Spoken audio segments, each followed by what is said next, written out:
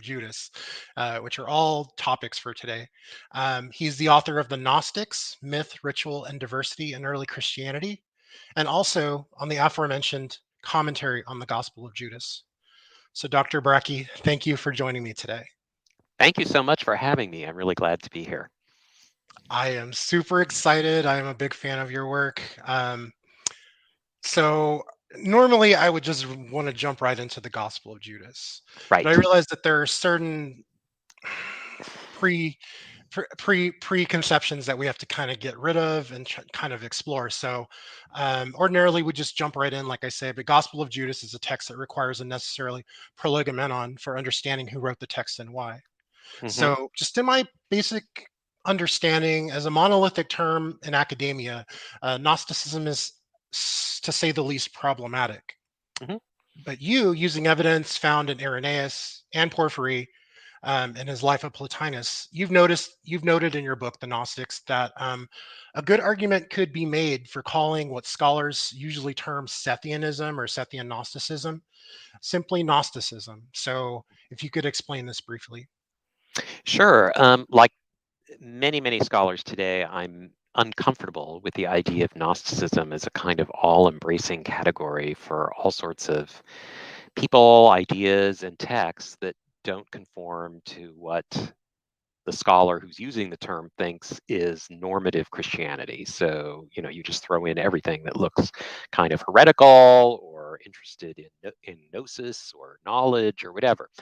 However, and a lot of this goes back to this guy Irenaeus, who wrote in the late 2nd century, who kind of lumped all the people he thought were not proper Christians into the category of gnosis or knowledge, falsely so called, right? So, on the other hand, there is a good case to be made, and I've tried to make it along with other people, that there was a group of Christians who identified themselves as Gnostics, or the Gnostic school of thought, and that they correspond to the people that other scholars have traditionally only for the last like 50 years, who have called Sethians.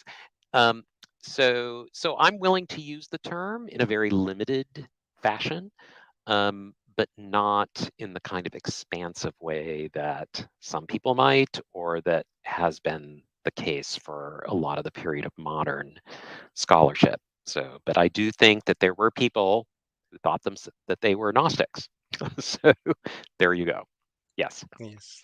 Thank you for that answer. Yeah, I found it very compelling. I myself use Sethianism, but I mean, you're correct. I mean, Irenaeus says it, Porphyry, Plotinus says it in the Enneads, right? Book 2. So, I mean, sometimes it'd be simpler for that because Sethianism, like, very much is like you say, going back all the way to Shanky, like, it's just a combination of myth and ritual, but we'll get to that. So the Gospel of Judas itself was found in a codex called Codex Chacos, I believe. That's what we call it now. Yes. Codex Chacos. It Yes. was discovered much earlier, but the story of how it got to us is a podcast in itself. But I didn't know if you could just briefly talk about the circumstances. The brief story is that sometime in the mid to late 1970s, we believe this codex of Coptic texts was found with 3 other books. One was a Greek mathematical text, so a text about math in Greek. Another was a copy of the letters of Paul in Coptic. And then another was a copy of the book of Exodus in Greek. And then there's this codex, which had multiple treatises in it in Coptic, right? And so discovered in the mid 1970s, and we don't really know by whom or precisely where. We're told that it was in the region of Alminia, which is south of Cairo, but not as far south as Nag Hammadi, where the famous Nag Hammadi codices were found. But it's very hard to validate any of this, right? So in any event, what happened? Why was it found in the 1970s and then it wasn't published until 2006? And part of this is the fault of the Nag Hammadi codices, because based on that, the people in Egypt who found stuff like this realized these were valuable things of great interest to Western scholars. And so the people who possessed the codex tried to get as much money as they could for it. On the other hand, the institutions that would be interested in it, which tended to be like universities and libraries, didn't have the kind of money that they were interested in, and moreover, were reluctant to buy something whose provenance, its origin, and so forth was not clear, and which was probably removed from Egypt illegally. So it just went through a kind of torturous existence until finally its contents were published in 2006. So its origins its discovery is kind of shady, and but this is not unusual in the world of discovering ancient texts. Absolutely. And thank you for that concise answer. Yeah, it's a very interesting situation in which it was found. Also, I believe just like in the Nag Hammadi codices, this codex in particular also had more hermetic texts. I think it was Corpus Hermeticum 13. Yes, And there's a hermetic text in it. yeah, which is that's a fascinating topic. Just the contours of the people who had these books commissioned and what their interests were. Yeah, this is it had in it not only the Gospel of Judas, but a book called the Apocalypse or Revelation of James, which we also have from Nag Hammadi. So we now have a second copy, which is really great. And then there was another work that whose name we don't have, but people have called Allogenes, or the stranger or foreigner, because that's what a major character is. And then there was this hermetic treatise in there, but we only have a very small part of that.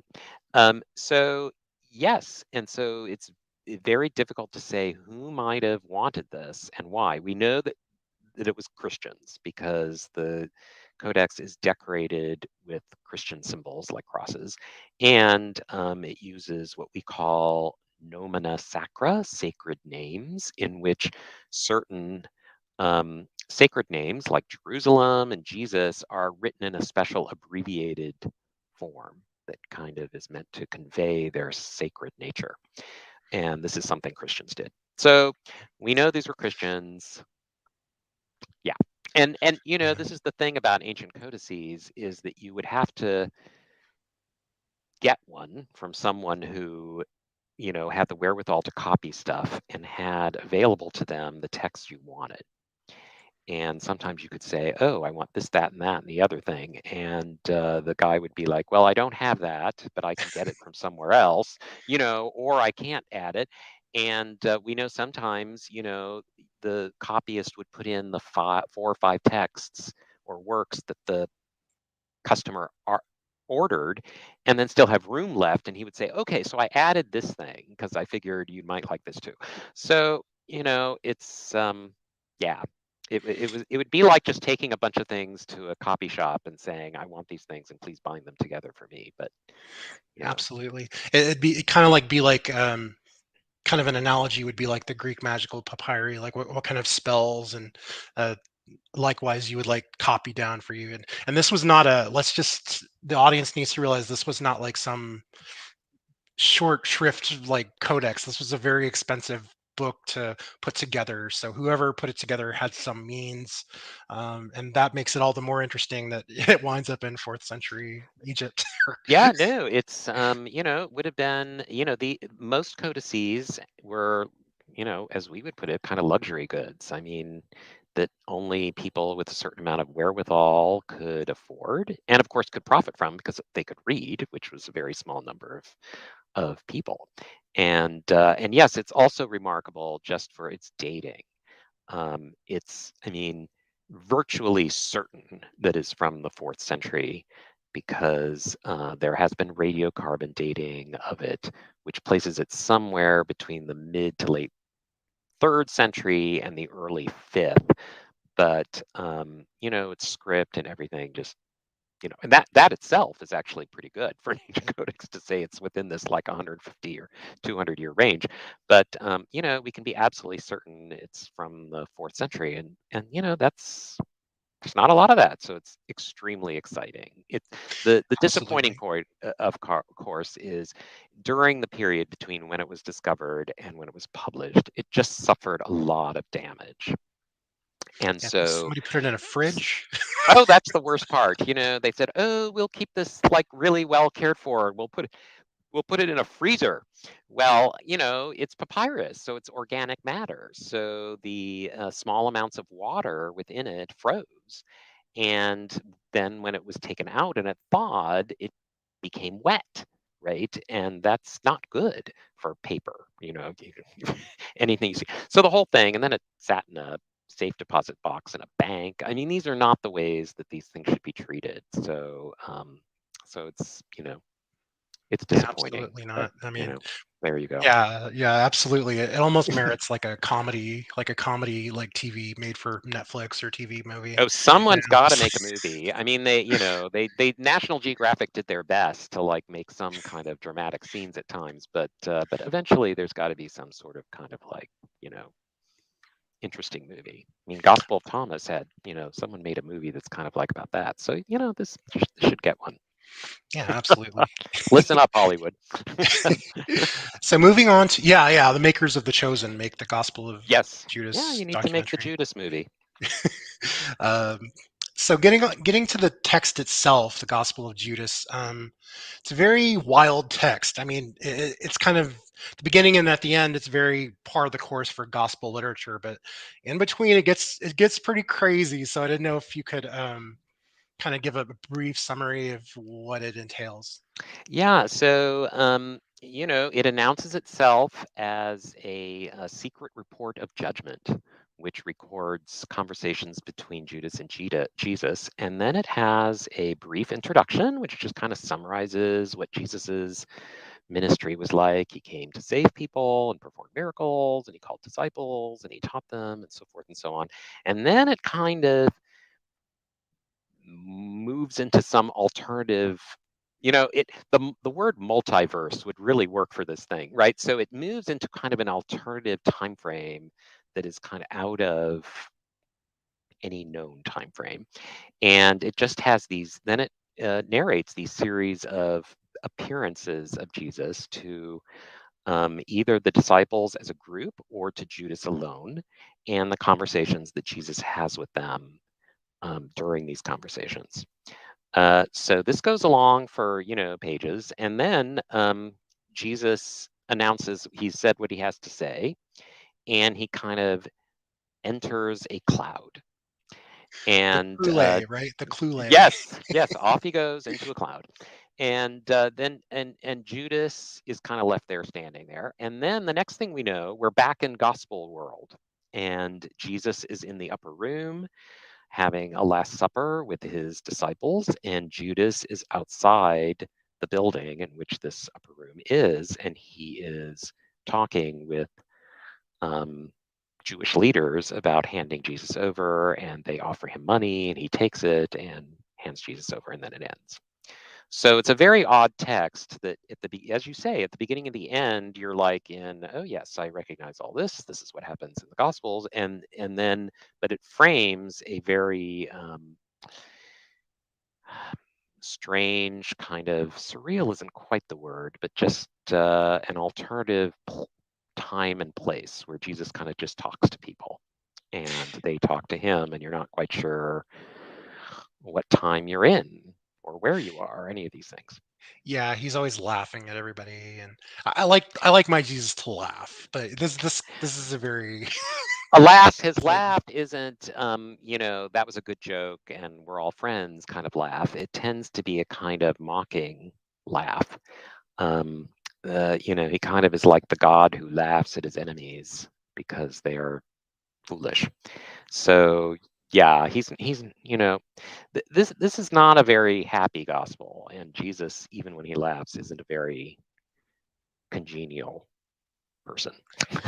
Yeah, absolutely. It's very interesting. There are, as we shall see, my dear listeners and viewers, there are no good guys, despite what some people want to say about the Gospel of Judas in Well, this we'll assume Jesus is text. good, but other than that, Yeah, I yeah. mean, yeah, Jesus, but I mean, it really is like like you were mentioning the multiverse. Like if you see Doctor Strange and the different types of Doctor Stranges, this really is like a Jesus you've never seen before. It's really Indeed, yes. amazing, and just getting to some of the preoccupations in the text itself. Gospel of Judas is really heavily focused on liturgy, on ritual, Mhm, specifically sacrifice, baptism. So mhm. why the preoccupation with baptism in particular in the Gospel of Judas? What is this saying about the polemical content? Well, the Christians argued about a lot of things in the 2nd century, and texts from that period kind of choose what different things they're going to focus on. And the Gospel of Judas has just, is kind of tackling the issue of ritual. And baptism is obviously a key ritual for Christians then and now, in which someone is essentially made a Christian, right? It's the ritual of initiation, and it's the place where you receive your identity, right, as a new person. And this, and in the early church, we have different forms of baptism that are attested, and one of them is baptism in the name of Jesus. And that's clearly the form of baptism that the author of Judas, is aware of. But this ritual is being practiced by Christians whom this author, the author of Judas, thinks are completely mistaken about who Jesus is and what he means and what is the God that he worships. And uh, so this author seems to think that that people who put their trust in their baptism all be fine at the end of time when this world is destroyed, which all Christians believed was going to happen. I will be fine because I've been baptized. And he wants to say, no, no, no, no, no, you have not, because you're not being baptized into the right faith. You haven't been baptized in a ritual that honors the correct God. It may be in the name of Jesus, but people do bad things in the name of Jesus. So it's, taking on, and, in the ancient world, we often think of religion as mainly about believing things. But in the ancient world, ritual was absolutely central to what religion was all about, right? And Absolutely. sacrifice above all. I mean, everybody sacrificed. That's just what you did. And so this is what it focuses on as a point of it's, in the end, I don't think that the gospel is anti-ritual. It's anti how certain Christians are performing their rituals and what they think happens there. What we don't really know, or it's hard to kind of tell from the Gospels we have it, whether the author and his community practice their own form of baptism, different from this in the name of Jesus baptism that other Christians do that he does not like. And there are Right. hints that they do, because there's like a long passage that talks about water and how great water is and stuff like this. But he never says, but our baptism is the real one, so he never says that. But he definitely is not happy with the baptism that other Christians do in Jesus' name, which he considers false. Right. Right. I mean, this is something we see time and time again, even in the Nag Hammadi text, but we'll get to that. Um, you were just speaking about, yeah, that it's very concerned with ritual baptism, but yeah, sacrifice itself is a big part of um, what the polemical content in Judas seems to be um, railing against. Within this Yes. gospel, the disciples have visions of themselves as high priest making sacrifices in the temple, and this is paralleled by Judas's. Judas is like this kind of like final boss high priest. He's like making the final offering to Sackless. So what's the significance of this? Well, the disciples have what they call a dream, but I mean, we would probably call it a nightmare, actually, in which they see themselves. They don't say that at first, but it's revealed during the conversation that it was they who were there, in which there are 12 priests making sacrifices in a temple-like setting at an altar, and it's intense. Like there are lots of victims and there is a lot of fire because, of course, you burn these sacrifices. And but not only this, these and then there are lots of people there devoting themselves to the altar, right? So it's a scene of basic sacrifice from the ancient world with kind of clearly reminiscences of Jewish sacrifice in the temple in Jerusalem, 12 priests, and they're honoring a name. There's a name, and of course the name of God. So not only but it's like hyped up, like it's a lot. There's lots of people, there are lots of animals, there's lots of fire, right? And then these priests, as priestly as they appear, are actually horrible people. They do all sorts of sins. They actually murder their wives and children, and they engage in sex with each other and with and so forth. So they are not well-behaved priests. They're corrupt priests. And so the disciples, of course, are very disturbed by this dream. And which they recount to Jesus, and Jesus offers two interpretations of it. One we might kind of think of as kind of present day to the author living in the 2nd century, right? And he says, well, you guys are the priests, you disciples are the priests. The altar is the God that you worship, which is kind of interesting. So, and then the beasts that you are sacrificing are the people that you lead astray, the Christians who unfortunately follow you. So that's, not a good thing. And it's basically saying what you're doing is wrong, blah, blah, blah. But yes, then Jesus offers like interpretation number 2, which is in the future. So it's all in the future tense. And he says, well, there's going to be these days that are going to come, and these 12 men now represent kind of star powers, think zodiac, right? Who are Yeah, this is where it gets presenting. wild. It does. It's totally strange, where they are presenting sinners to their God. But then, it's announced by these star powers that that a kind of single priest is offering kind of a final sacrifice that is acceptable to this God.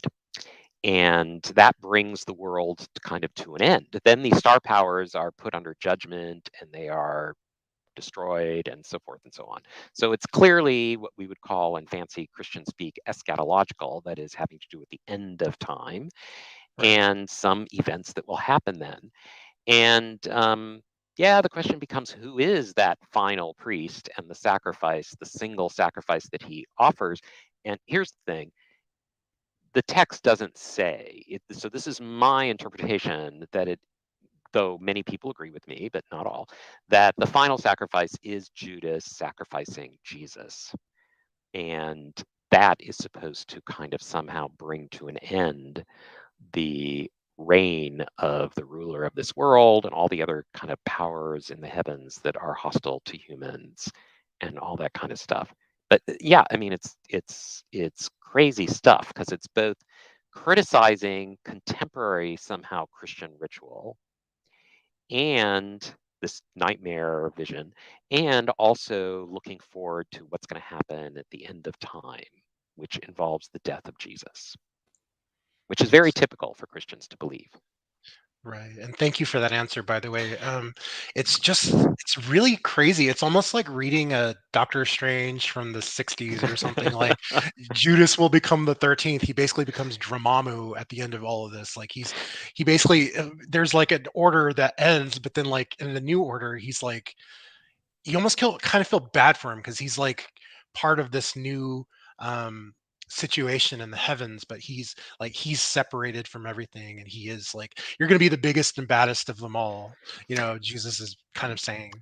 Yes, it's as you may be aware, when the gospel was first published, everyone was like, "Oh, yay, Judas a hero," or and this is all, and he's all sympathetic. But he's kind of made, if you can put it this way, a little more understandable than he is in the New Testament Gospels, but still, not someone that you necessarily like or feel okay about. I mean, Jesus reveals all this stuff to him, right?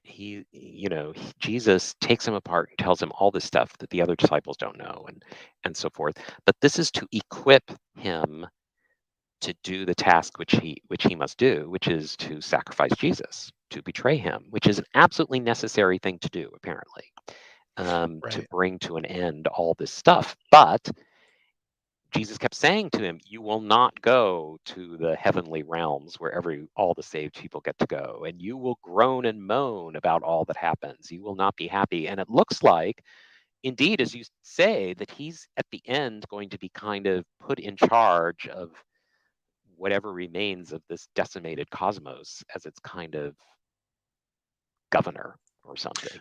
Right. As everything's remade, he's kind of like the the architect of insanity or whatever. um, I like to think about it. It's like, if some empire destroys some other country and they're just in ruin, probably not the job you want is to be the guy who's put in charge of this ruined yeah. country. And that's kind of the job that it looks like Judas is going to get. Right. Yeah. If this is a gospel, it's not good news for Judas, to say the least. Um, Yes, but and what yet can you do? that's what it's called. So you kind of, it's called the Gospel of Judas. So yeah, I mean, So let's touch upon that real quick. I mean, of course, that's what's at the end of it, right? But you mentioned in the right. insipid, it would be different, possibly. Yes. Also, like this is usually termed dialogue gospel, for lack of a better term. We don't Right. have these genres in antiquity, but like just for lack of a better term, like a term like Gnosticism or Neoplatonism, we have to use genre. Like they didn't have a novel back then, right? But we Right. still use Greek novels. So Yes. I didn't know if you could just touch upon the dialogue gospel and why would the author or authors present Judas in this way? Okay, yeah. So the question of the title is a real question. I mean, is it a gospel, right? And as you said, at the end, the gospel title appears at the end of the text, but this is totally common in ancient manuscripts. You put the title at the end, right? But this raises the question of whether it was the author who assigned this title. In favor of that idea, because he does seem to have an announcement at the beginning, a secret report of judgment, and so forth. In favor of thinking that this is the title is the fact that this Irenaeus guy who wrote in 180 knows a text with the title, The Gospel of Judas. So that, that kind of lends credence to the idea that it had that title from the get-go, rather than that, people added it later. It's like, let's give this a title. It doesn't have one. Or we don't like, secret report of judgment, So anyway, yeah, a dialogue.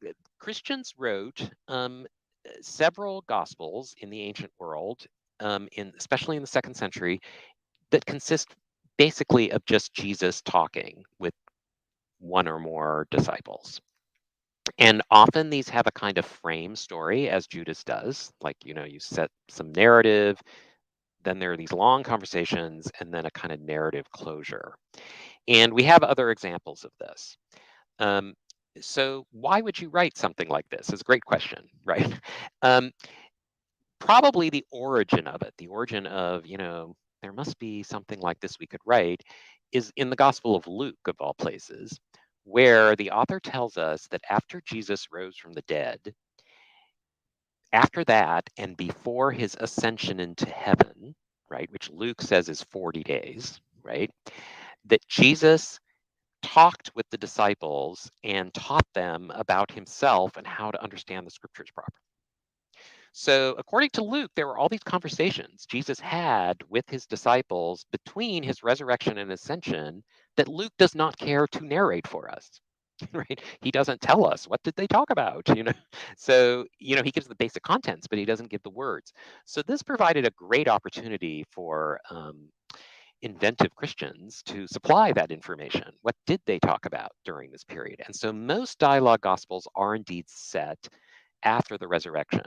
That is, the resurrected Jesus is having conversations with one, two, or the entire group of disciples, and he explains a lot of stuff. Usually he talks about things like the end of the world, what's coming up, about his body and their bodies, kind of these kinds of metaphysical questions.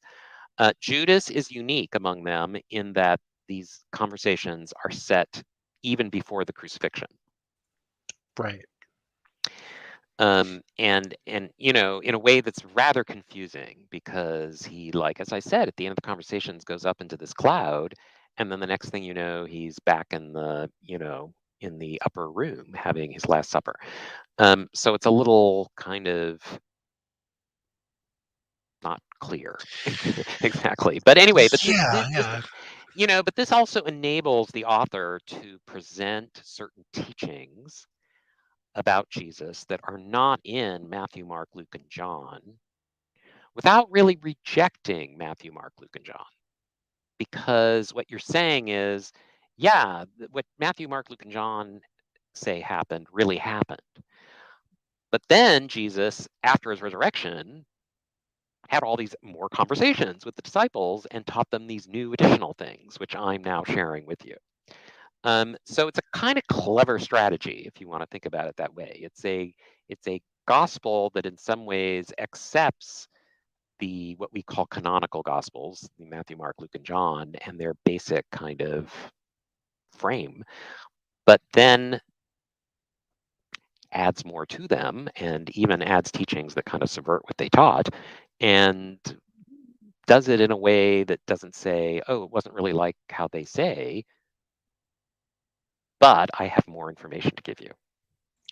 Right. Yeah. It's like, oh, I have this secret info. It's like Zostrianos with his wooden tablets, you know, burying them on the mountain or whatever. Well, yes, or, Very you nice know, device. I mean, Christians produced a lot of this kind of literature, right, of different kinds, about apostles, about Jesus and everything. And, you know, it's a little bit like what we call fan fiction, or, you know, stuff where people build off existing canonical narratives, you know, the Harry Potter novels, and then they write additional things that don't really say those aren't true, but they add new interesting stuff, which sometimes a little bit subverts the original story. Yeah, I was talking to Dr. Tony Burke. I don't know if you know who Dr. Tony Burke is, Of but course I do. Yes, yeah, he's the Dr. he's the Burke is he's awesome. the Apocrypha king. Yeah, we were talking about Judas, and we were talking about the way that people took these ideas, these canonical ideas, and they kind of added to them. And to me, I think he didn't like the fan fiction idea, but what we did come up with was kind of like thinking about Batman in a way. Batman has a canon, right? Yes. Batman has a canon during the first 20 years. But if you read Batman now, like you read something like Batman White Knight or The Dark Knight Returns, they can use that lore, but they're subverting, you know, everything that came before, maybe adding their own, and that in turn becomes canon, strangely enough, in some universes. So it's very interesting what they're doing here with Judas, Yeah. as in all the Nag Hammadi texts, especially a text that Judas shares cosmogony with. Of course, I'm talking about the Apocryphon of John, Right. and this will lead us back to just the kind of the concept of communities. Yes. So getting back to the first question, since Walter Bauer, we've kind of stuck to that idea, whether we realize it or not, that there was no such thing as Christianity, but rather in the early days, the Jesus movements were Christianities, multiple thing. Yes. So Hmm. would we do something? Would we do better to understand Gnosticism similarly?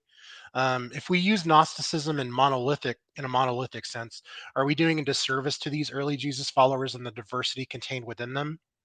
Um, do we lose something in translation if we don't read Apocryphon of John strictly as Sethian, or a Book of Thomas the Contender as Thomasine, Gospel of Truth as Valentinian, etc.? Right. Well, of course, I think with all these early Christian texts, you should start by just reading them as Christian, and you know, thinking, yeah, Christians were diverse, and some of the literature that we have is really just the vision of a single person. You know, you know, am sitting in my, oh, I don't know, do they had studies? I don't know. I'm sitting somewhere and I'm writing or dictating this work, and this is just kind of my interesting idea, right? Right. And there's not anybody with me. However, what we can do, and it's just this person just writing this thing, and something like the Gospel of Judas could be that. But as a historian, you're always interested in more than just single authors sitting and making up stuff, right? You're kind of interested in ordinary people, the people that didn't write, what were they doing? What kind of groups were there? What kind of rituals did they perform, and so forth and so on. And that's when you start looking to see whether you have signs in some of this early Christian literature that the author was part of a community, that he spoke for more than just himself, right? And that he considered himself part of a kind of brand, if you want to put it that way, or kind of Christianity that differed from others.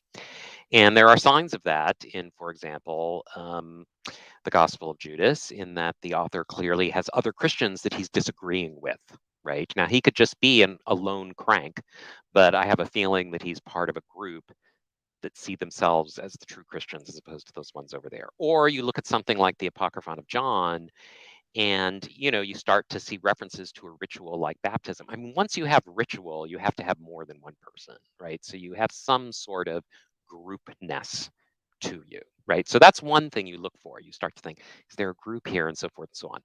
And then the other thing that kind of is helpful is to see if you can see signs that some pieces of literature are interacting with each other, share the same ideas, and perhaps show signs of coming from the same group of people. And the danger of doing this, obviously, is you could be totally mistaken. But there you are. We're historians. We make mistakes all the time. But the value of it is that you can start seeing things in a text. You'd be like, why is it like this? But if you read this other text that seems to come from the same tradition or group, that explains why it is in this text, and you understand it better. What we're trying to do is kind of, so traditions, so to speak, in literature, like say the Thomas tradition, it's not impossible that that's purely literary, right? That like someone wrote the Gospel of Thomas, and then some person read that and was very inspired and wrote the Book of Thomas the Contender, right? And then someone else read both of those and read a whole lot of other things and then wrote the Acts of Thomas. So it's not necessarily that there was a community, but there was like a literary tradition of kind of the same ideas and motifs and borrowing and so forth. When we talk about the so-called Sethians, or as I just say, Gnostics, right, where we're talking about the Gospel of Judas, and I think also the Apocryphon of John, Revelation of Adam, and some other works, I am inclined to think there was an actual group. I would agree with that as well. Yeah, I mean, not all scholars do, and you have to argue for it, right? You have to say, here's signs of group activity, right? Right, absolutely. And I think you make a great point in your commentary. Ganea, the whole concept of this holy race set apart, is used many times in this text. It's used like what, 48 times? Yes, which is An remarkable. inordinate amount of times. I mean, these people are the seed of a race set apart. I mean, it's pretty obvious, and you can see that in Apocryphon of John, and what was the other one? Reality of the Rulers, I believe. There's Revelation of Adam, Apocalypse of Adam, even Zostrianus, and ones like that. Yeah. Right. I love Yeah, Zostrianus. you see a group consciousness, and you see sectarian terminology. We are the descendants of Seth, whatever, right? That makes us different from other people, and you see references to ritual. I mean, this very smart French guy years ago, Jean-Michel Sabin, wrote this whole book on baptism in the Sethian texts, and he could show that a lot of these seem to be referring to the same ritual with the same characters, the same actions, and so forth. And once you have something like that, it seems as though you have a group, unless you have someone just sitting around making stuff up in their monastic cell or whatever. But and this is the kind of things we argue about, right? But the virtue of saying this is a Valentinian text, and this is a Thomasine text, and this is a Sethian text, is the is the attempt to break up the idea that all Gnostics thought the same way, and that you can just read into them what we think Gnosticism is, right? It's to show they were just as diverse. We like to say Christians were diverse. Well, so were the people that we've put in the basket of Gnosticism. Yes. Well said. Thank you for that answer. That's going to actually lead us into my next point, which I can't remember what the text was from Nag Hammadi, but it was a Valentinian text. Yeah. And I believe that the person who wrote the scholar who wrote the introduction said that this was probably written by oh, what was his name? He was the guy who Valentinianism wasn't deep enough. Like it just wasn't hardcore enough. So we wanted to go further. Julius Cassianus, like he Oh, was like, yes. this is probably written by Julius Cassianus because it's like, yeah, it's like Valentinianism, but it's also at the same time like it's like going. These guys aren't going far enough. I need a deeper cut for my record collection. So to speak. This isn't a deep enough B side for me. So same thing with Judas, right? I mean, Judas seems to cast some light on this diversity that you're talking about within not just Gnostics, but the different groups of Christians at this time. When we say like these people were Gnostics or these people were Christians, yeah, they share certain mythology, but at the same time, not everybody's agreeing. If at all, most of the time, right? There's always somebody who's got something Yeah, I going mean, on. that's So, what is Judas saying about if this? if you're going to do this kind of work, like, and I should say that there are many scholars, especially younger ones than me, who say we shouldn't be doing this at all. You should just really just read each text on its own and not put it in any box of any kind, not a Sethian box or a Valentinian box or whatever. You have to decide what kinds of stuff hold together a religious group. Like what is the kind of stuff where you can say, yes, this is a group that holds together. And I think essentially it's ritual and mythology, the sacred story that you tell, right? Beyond that, I mean, what does this ritual mean? What does this mythology mean? These are the kinds of things that people in the group disagree about, right? So, pretty much, I mean, all Christians, nearly, not all, in the world do practice baptism. And it looks somewhat the same. I mean, there are differences throughout the world. But if you start asking them, what does baptism mean? What does it accomplish? That's when they start like totally disagreeing. But you can at least say they're all Christians because they all do this baptism thing, right? And they all have this basic story about, God the Father creating the world, and then there was sin, and then Jesus comes. But how this all happens, that's where you start getting the disagreement. So when you look at a group like Absolutely.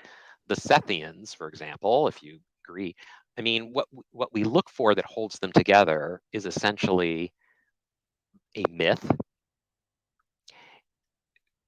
presumably a ritual of baptism, and some language about themselves. We are the descendants of Seth, for example. But beyond that, we shouldn't expect that even they agree about everything. Yeah, absolutely.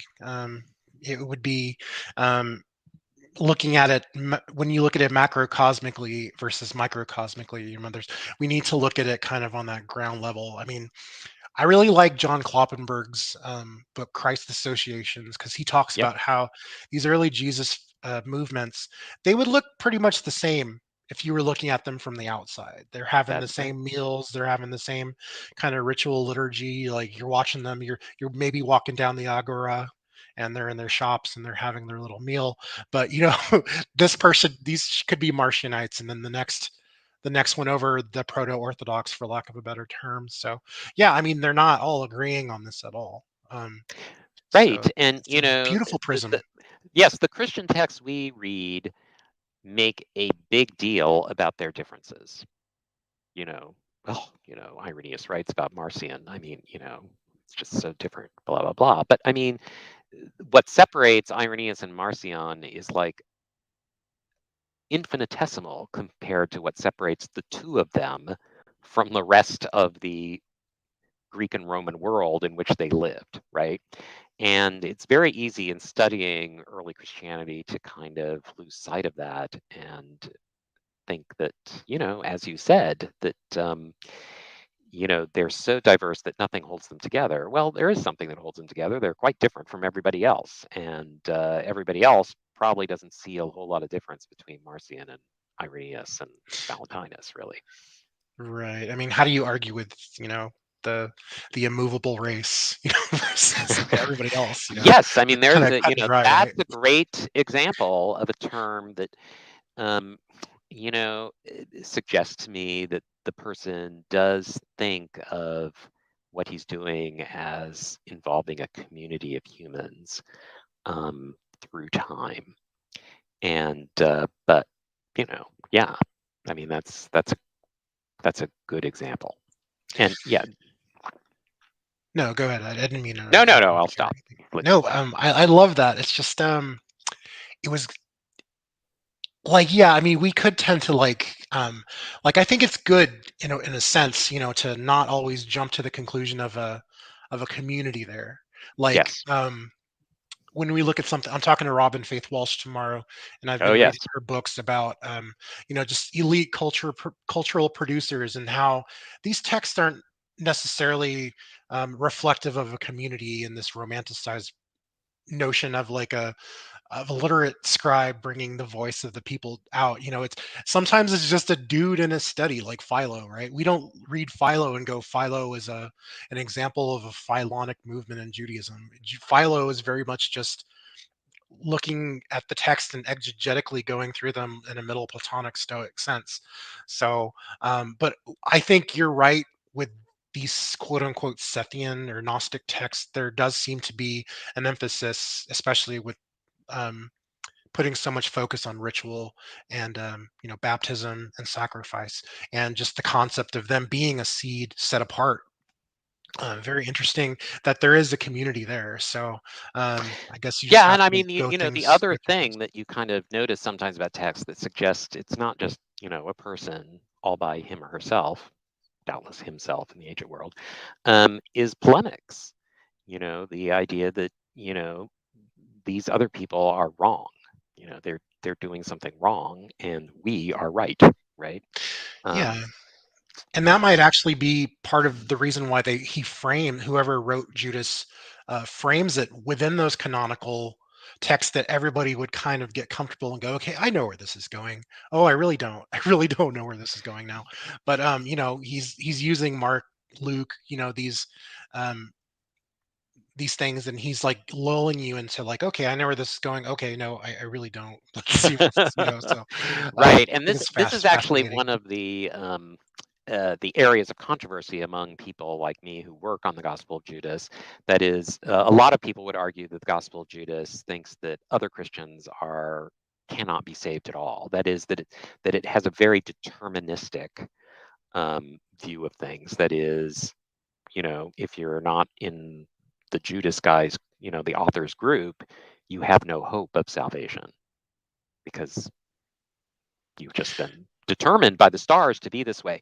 But the literary strategy you were just talking about, you know, here's stuff that but now let me tell you what you don't know, suggests to me differently that the person really does want to persuade others to hold his views, which suggests that he doesn't think in necessarily such a deterministic fashion.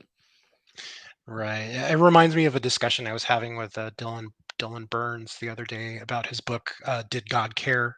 It's Yes. about providence and free will, and Greco-Roman thought, and also in early Christianity. And it's very much, yeah, very much the same. Like these aren't as deterministic, as we would like to think. People weren't.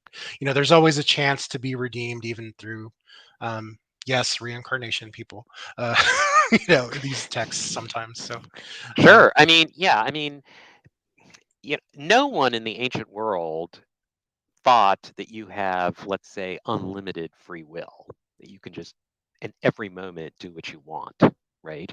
They understood we have circumstances, and very importantly, there are powers in the universe that determine the options for us, and your previous decisions have formed your character in such a way that it's hard for you to do X or Y and easier for you to do T or Z, right?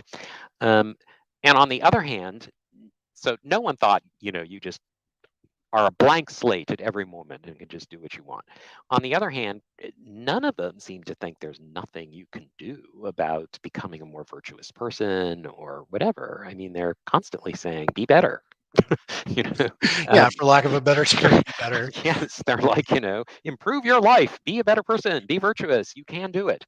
So none of them were, we tend to want, this is very similar to this issue of putting people in boxes of groups and, and so forth. We would like everything to be clear, either they're deterministic or they believe in free will. Well, it's complicated is the gist of it. They all realize that. Absolutely. Yeah, I don't think anybody's figured it out. Dr. Brakke, this has been amazing. I know we're running short on time, so I'm just going to give you one more question, and this is more Sure. about Judas just as a figure. And Yeah. it'll kind of get back to your introduction to when this text was first published and how he was initially interpreted within the text. And this is actually something I was talking about with Dr. Burke, because we were talking about Judas traditions and why is Judas so interesting? And we were talking about how you and I were just talking about how strange to have these very normal bookends to the story, right? But then it goes into this really strange uh, apparitions of Jesus, and he's telling them Judas all these things, and then Jesus walks into the the cloud, right, and he disappears, and then you're back, and it almost reminds me, strangely enough, of uh, the movie The Last Temptation of Christ, where Jesus is Hmm. having his final vision, right? Hmm. He's he's on the cross and he's like, I don't want this. He gets married. He imagines like he's having children. He's living a normal life. He meets Harry Dean Stanton as Paul, the best Paul I think in all of film history. But then like at the end, like Judas has to be the one to set him straight, and then it's kind of like in the Gospel of Judas itself, like Jesus kind of snaps into it, and he's back to the story we all know. Whereas he was just going through this really weird situation, so it's kind of Great similar. analogy. Yeah, it really did remind me of that. So, I just wanted to ask you, do you think the author of Judas intended to make him sympathetic? Do you also think that perhaps when these texts were first being translated, um, that there was a tendency just within us to understand Judas and kind of view him in sympathetic terms? Maybe we're seeing things that aren't there, but we want to, as people who want to understand this lore, see maybe Judas is the hero in a weird way, where the Joker is the hero of Batman White Knight in a way, and Batman's the bad guy. So it's very interesting. So I just wanted to know your thoughts on that. Well, I think the thing about Judas is that he kind of captures the problem we were just talking about determinism and free will, right?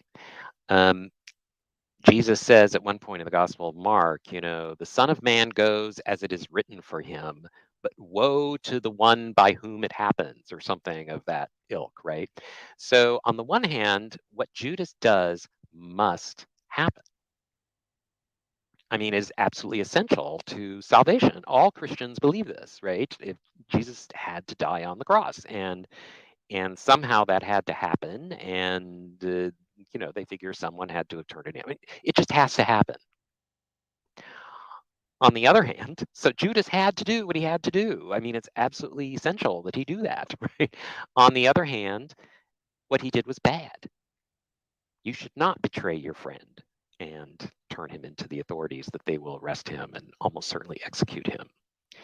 So, and he is, Christians believe, to be blamed for making that decision to do that, right? So he is not to be applauded for doing that. And yet, he had to do it. So, this is a huge paradox that gets at the heart of, you know, who we are as people, even, the combination of, can we buck fate, and but yet we are held responsible for our choices.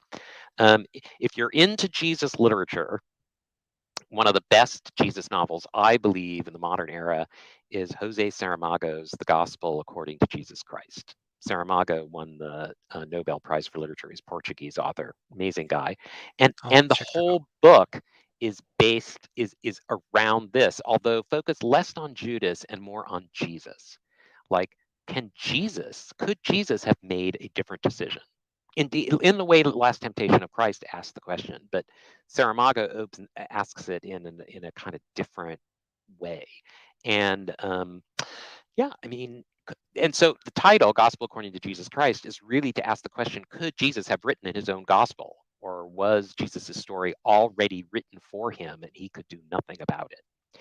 And we probably don't like to think about that in terms of Jesus, God. But Judas, however, is a good place to think about these problems, right? Absolutely. And, you know, and you want to know, why would someone be so treacherous? And the Gospels provide really, you know, dull answers. He wanted money. Satan entered him. I mean, boring. So, Last Temptation of Christ, way better. And I think the Gospel of Judas, way better. It doesn't exonerate Judas. It still says what you did was a bad thing. Sacrificing a human life is bad. But he knew why he had to do it. Yes, it's definitely a much more fulfilling end to his tale than, say, Polycarp or the Book of Acts gives him, where he just burst open and. Although that's totally fun, you have to admit. It is. He blows up like a Cabbage Patch doll or something. Yes, no, he bursts open, and yeah, this later thing that you find in Papias, like he becomes so expansive he can't get through doorways and stuff like that. I mean, it's crazy stuff, and thank goodness it is, because it gives us stuff to study and talk about. Yeah, and in a way, Gospel of Judas really, in a very strange way, and maybe that was kind of the point, that we could relate to somebody like Judas, because in a way he sees what's going to happen to him. I don't think he's thrilled that he's going to be the 13th, but he still does it, and people can go, okay, well, if Judas can do this cosmically significant thing, maybe I can make a small change and accept the gospel, or whatever the author was intending to do there. But yeah, fascinating food for thought. Dr. Brakke, this has been an absolute pleasure. This has been like being a fly on the wall when Robert Johnson was recording his 39 tracks. It's just very, very awesome, and a privilege to watch you work. This is your chance to plug anything you want to plug before we go. No, Gospel of Judas, second edition of Gnostic Scriptures by Bentley Leighton. I also did that. And that's, if you want your whole Gnostics in one big package, that's probably your place to go. But now I'm in my study trying to come up with new stuff. Oh, I look forward to it. I hope to have you back to talk about monasticism. I know you're really into that aesthetic side of things, and I love that stuff. I have my other life as a monasticism scholar. Yes, there you are. Maybe for season 2, but yes. Dr. Brakke, thank you so much. This has been a pleasure. Thank everyone for watching. Totally fun. Yes, I'm glad. I'm totally fanboying out right now. Thank everyone for watching. Thank you for watching last week with Dylan Burns. I was really worried that this would end up like Plato's first and only public lecture on the good, where people just started walking out after he started talking about mathematics and things, but you guys enjoyed it. And I really hope you enjoyed this, because we certainly did. And Dr. Brakke, this has been a pleasure and honor, and you have a wonderful evening. I will. Thank you so much for having me. Thank you. Have a good one.